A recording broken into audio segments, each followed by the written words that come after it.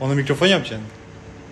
Böyle bir aşk görülmemiş dünyada, ne geçmişte ne de bundan sonra da.